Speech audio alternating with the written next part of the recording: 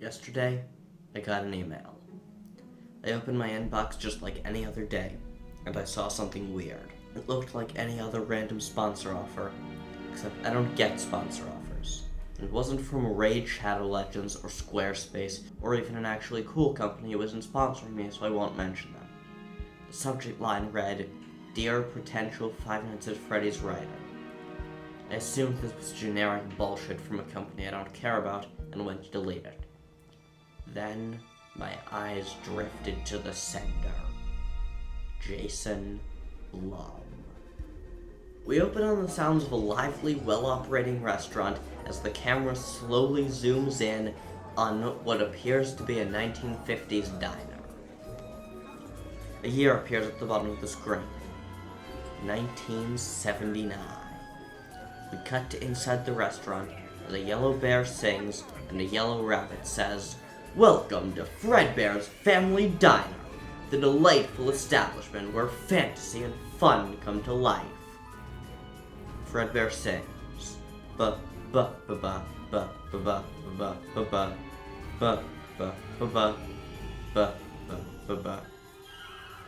The curtains close, but Fredbear and Bonnie walk out from the sides of the pizzeria.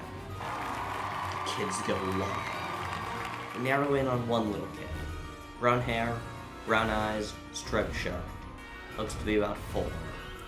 Everyone else is fascinated by Fredbear and Spring Bonnie. He is more interested in the misfits. Over in the corner, he watches 4 small animatronics, no taller than him. One looks like Fredbear, but he's brown.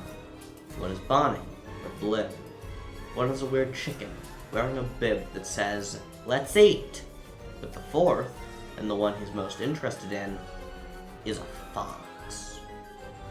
One eye is covered in an eye patch, the torso is partially torn apart, and he has a claw for a hand. And one of his legs is just the endo. A woman walks over. Blonde hair, brown eyes, green shirt. "Who are these, Evan?" "These are my friends." The woman leaves. Evan watches the other 4, at first in delight, then soon in terror as they malfunction. Evan's head spins wildly. Bonnie's guitar breaks. Chica's beak falls off. Foxy attacks the air wildly. Evan tries to tell him to calm down, but when he gets too close to Foxy, the small animatronic slices through his face. He wails in agony. His wailing turns into a musical sting as we go into the opening credits. A 16-bit pixel animation that shows Evan going to a hospital, and as he gets better, being terrified of the animatronics. He still has stuffed animals of Freddy, Bonnie, and Chica, but he rips Foxy's head off and stuffs it in the closet, so he never has to look at it again. Anytime he nears the physical animatronics, he runs away and starts sobbing. And it ends with a voice telling him, "You are broken. We are still your friends." The voice starts to say something else before being cut off by an alarm. Now, the movie proper can begin. A young, so early 30s, William Afton wakes up from a nap on his desk. Mike's dad from the first movie walks over. "Showtime, Afton. Wake up." William wakes up. He says, "Alright, you just gotta do one thing. Be in character and make some kids smile." That's 2 things. Shut up, Schmidt. The Afton residence, 1983. Evan is walking around the house, now visibly closer to 8. A yellow sweatshirt sits on the table next to him. He's alert, far more so than someone his age should have to be. Every corner he looks around, he's terrified something might jump out and get him. From behind a couch, a little girl, seemingly about 12, with blonde hair.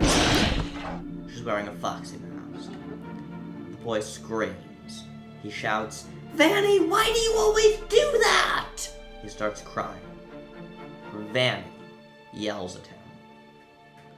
Fredbear and Spring Bonnie entertain hosts of children. They sing, they dance, they make balloons, they even give out ice cream. You love the other guys. Why does Foxy here scare you so damn much anyway?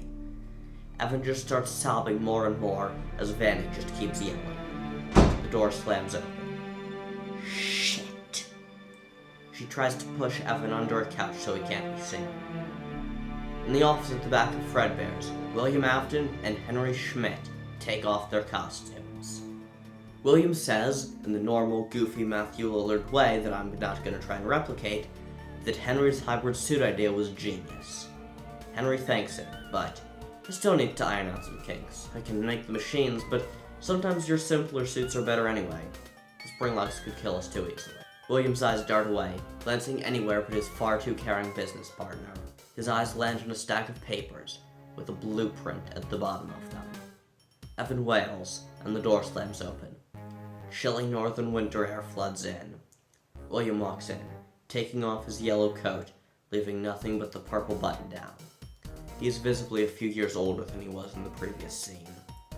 He mutters something about whiny kids before realizing what he's actually seeing. Evan is sobbing, and Vanessa is standing over him, wearing a Foxy mask and trailing dust back to behind the couch. William storms over and screams at her. You are nothing! You hear me, Vanny? You are the pathetic speck Clara took pity on after seeing you alone in the street, and if it wasn't for her, that would still be exactly where you were. You do not get to hurt my only real child, and if I see that you have one more time, I promise you will have much bigger problems than whatever he was doing to you. Do you understand me? Vanessa meekly mutters something to the effect of, yes. William grabs the yellow sweatshirt that was on the table next to him and begins to put it on. Good. Now, Vanessa, be a good little girl and get this room cleaned up, will you? We have guests coming later, and we want this place to be spotless. Back to Fredbear's. The building is now full of balloons and has a banner saying, Happy 8th, Evan! But as we zoom in, Evan himself is lying on the cold, hard ground. He's sobbing. The kid is terrified, being stuck for hours near animatronics that injured him 4 years ago.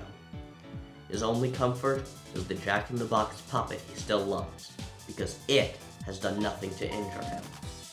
He sits next to it, along with another boy, about half his age. The other boy, Garrett, tries to say something, but the words don't work.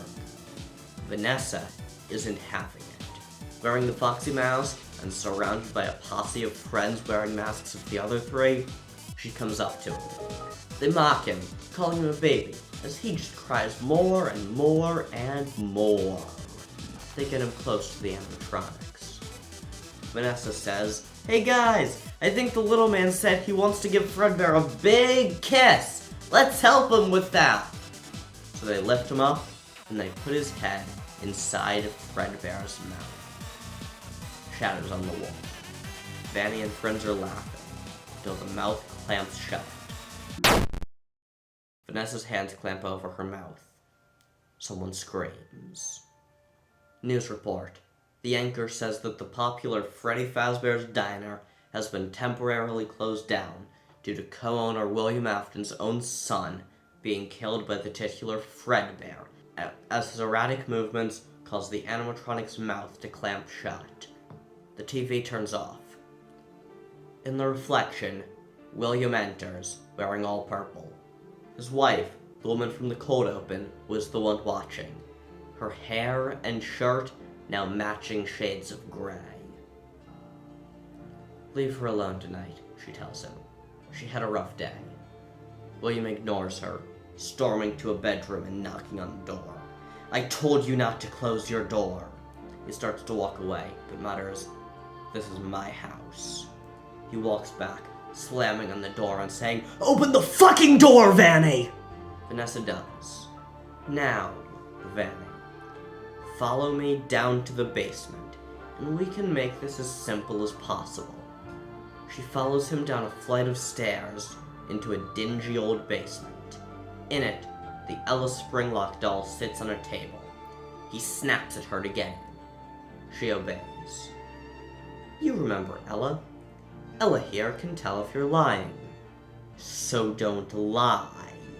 He tortures her, asking questions about what led to Evan's death, while tightening the spring locks around her every time she gives an answer he doesn't like. You had one job. Watch Evan and keep him from getting killed. That's 2 jobs. Fine. Be like that. He snaps the spring lock shut all the way. A large amount of blood starts pouring. Vanessa screams bloody murder. William just walks out. Clara, Mrs. Afton, walks down to the basement to check what's wrong as William just walks out. A shout of, "Oh my God!" is heard as William gets in his car and drives to the local bar, Junior's. He drinks himself silly and he contemplates life. He remembers how he first met Henry, buying out his rival business when it looked like he was about to go bankrupt. How William may have been the creative genius, but Henry was always the roboticist. How Henry had created spring-lock suits, which could both be suits and animatronics. How at this point, almost all his characters had been ruined by Henry. All except his old favorite, the puppet. How when Evan died, it was because the robotic part failed due to the motion. How it is Henry's fault that his son is dead. William gets in the car, removes his yellow raincoat, and slams the gas. He knows it will be a long drive, but he doesn't care. Every year, around this time, the Schmidts go out to take a vacation to a campsite in Nebraska. William drives there. All the way there. It takes almost a full 24 hours, because when he gets there, the family is settling down for dinner. He's about to get out and just give Henry a piece of his mind, but then he spots something. Henry, his wife, and his eldest son Mike are all eating, but his youngest, Garrett, is out playing. He's nowhere near the other 3. William has an idea, a beautifully awful idea. He reaches around and curses himself for not having any weapons, but what he does have is a puppet mask. The puppet is his favorite. The puppet was Evan's favorite, and he knows that the puppet is Garrett's favorite. He dons the mask, and he lures the child away. They drive all the way back to Fredbear's family diner, and when he gets there, he drags Garrett inside with him. He stuffs the boy into the puppet's box. He goes to the kitchen. He grabs a knife, and when he comes back, he stabs the boy over and over and over. William is now a killer. Another news report. A piece on the rebranded Freddy Fazbear's Pizza. The year is now 1987. 4 years after Evan was killed and Garrett was found dead, murdered by an unknown culprit. 3 years after Fredbear and Friends Inc. was rebranded as Fazbear Entertainment Inc., and a new location was opened. Freddy Fazbear's Pizza. The original Springlock Fredbear's animatronics, Fredbear and Spring Bonnie, were taken out, replaced with Foxy, Chica, the new Blue Bonnie, and the brown Freddy Fazbear. The only original animatronic left is the puppet. Apparently, the owner was kind of a sentimental guy. William sits in his house, alone. His daughter, much as he despises her, still makes the place feel somewhat alive. When she's home. His wife used to do the same, but she can't anymore. Not since she started losing her memory. These days, he's lucky if she even remembers his name. Vanessa sits by an unmarked pile of dirt in the woods. In the distance, she can see the bar William always visited. Behind that, the old, run-down Fredbear's. The place that brought them all so much grief. The place that took her brother's childhood. The place where she took her brother's life.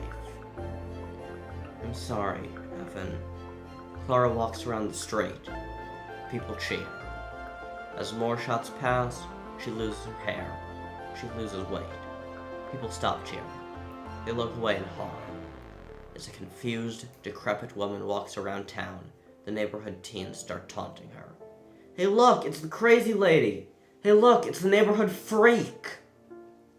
She walks into the only place she can still clearly remember, Freddy Fazbear's Pizza. She gets turned away due to it being after hours. She tries to say something about... what was it? She thinks there should be a reason why that shouldn't matter, but she can't remember. All she can remember is pain. Pain of losing Evan. Pain of her husband becoming more distant. Pain of Vanessa never being home. As she goes back home, more taunts come. Subtler. There goes the great dynasty. More like the maddest woman this town's ever seen. She walks to the local bar. Junior's. These days, it's where William spends most of his time. She's never been. His car isn't there. She walks in. A drink appears in her hand without her being cognizant of ordering it. She takes a sip. 3 more surround her, all empty. She's told to leave. She staggers into her house. William's not home. There's a note on the table. You had to do one thing, Vanny. Stay home and don't draw attention. Clara doesn't understand. She scribbles, that's 2 things. She walks to her room. Discordant voices fly around her head. Crazy lady. Freak. Wife of a killer. Mother of a killer.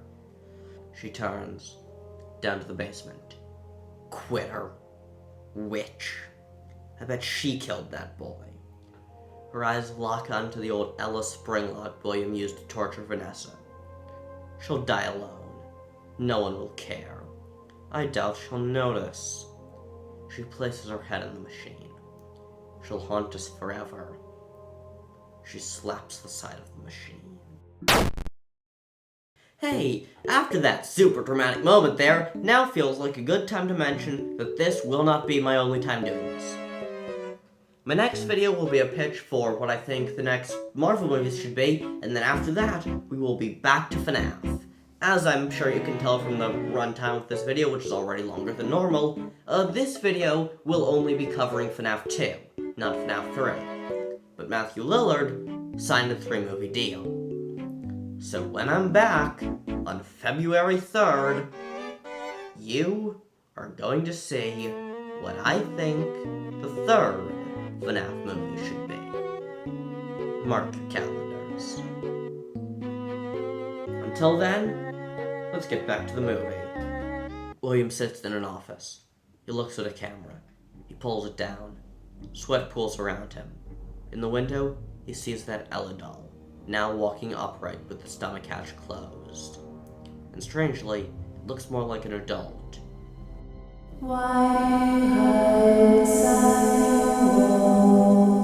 He recognizes that tune.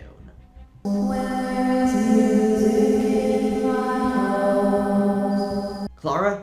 Is that you? On the other side, a music box begins to play. Letters appear everywhere, with a robotic voice saying, "It's me." His breathing picks up. He tries to close the doors around him, but before he can, a digital alarm clock plays. It's 6 a.m. William wakes up in a cold sweat. He drives to Freddy's. Dead wife or not, he still has to work. It's been weeks. He's haggard. He walks with a limp. The only thing that can keep him going each day is the thought of what it'll be like when he can finally create something again. He hasn't designed any new characters since the puppet. But before that, before everything else, he had created Spring Bonnie. Henry may have designed the robotic parts, but William designed the character.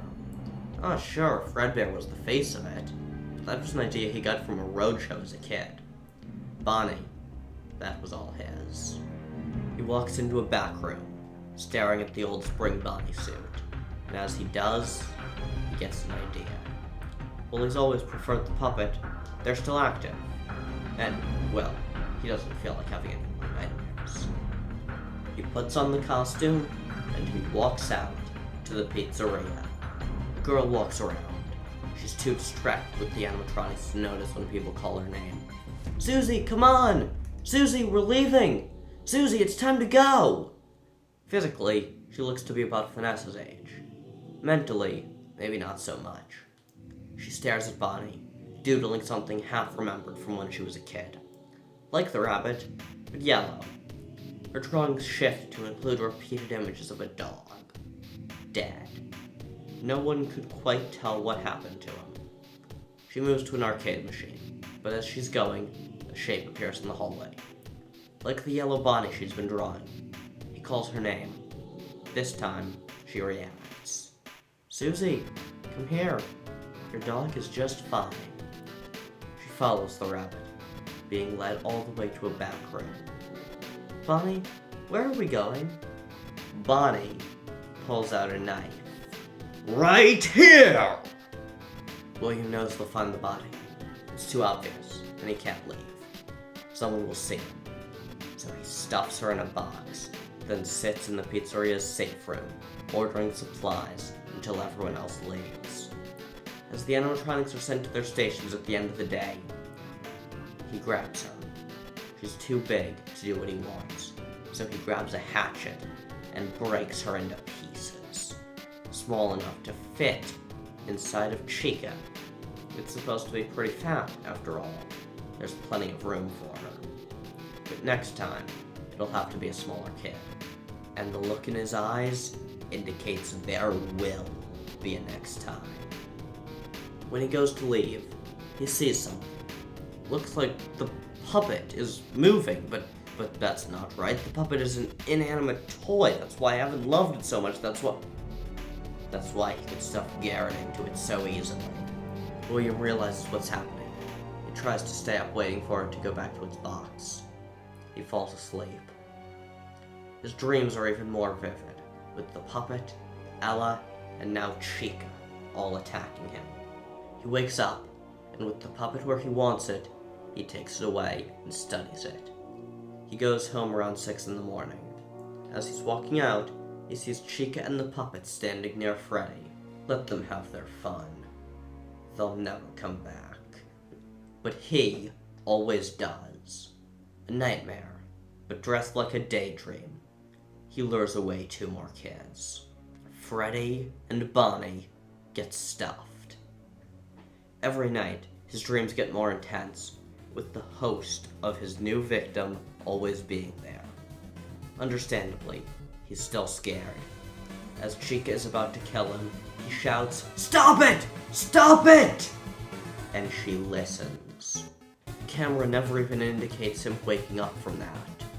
He's not sure, and neither are you, that it's even a dream.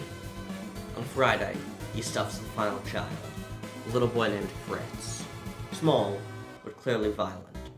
He was sitting near Foxy, taking apart the small toy that sat near it. The discolored, pink and white Foxy toy. Stepping on it. Mangling it. Such a weird boy. He fought more than anyone else when William kidnapped him, too. William supposes he shouldn't have been surprised at what happened next. The child is watching the Foxy animatronic. Foxy starts moving more than is normally possible. He picks the kid up and takes a bite out of her skull. No more frontal lobe. First, there was Evan, in what's been called the bite of 83. And now, there's this little kid, the bite of 87. Freddy's is closed, and William is no longer allowed to run a business. But he keeps a hold of the building. Some say he's a sentimental guy. Really, he wants to experiment. He was never quite as smart as Henry, but Henry hasn't been around since his son died. He didn't want to associate with the man he holds partially responsible. Oh, if only he knew. William knows he can't talk to anyone about this, so he keeps it secret. But he needs one more subject. Someone with more maturity. Susie may have been old, but inside, she wasn't even 10. He needs a normal teenager. A boy with blonde hair walks around the building every night. William doesn't care to learn his name. No pretenses this time, although he is more comfortable in the suit. He goes back to being Spring Bonnie, and when the boy comes near him, he grabs, throws a bag over his head, hits him with a shovel, grabs the hatchet he used on Susie, but while the boy is still alive, cuts him apart, limb by limb, but as he's finishing the job, he realizes his mistake. Chica, Freddy, Foxy, Bonnie, even the puppet, they've all had kids stuffed into them already. He refuses to tarnish the yellow rabbit who's been his only companion through this.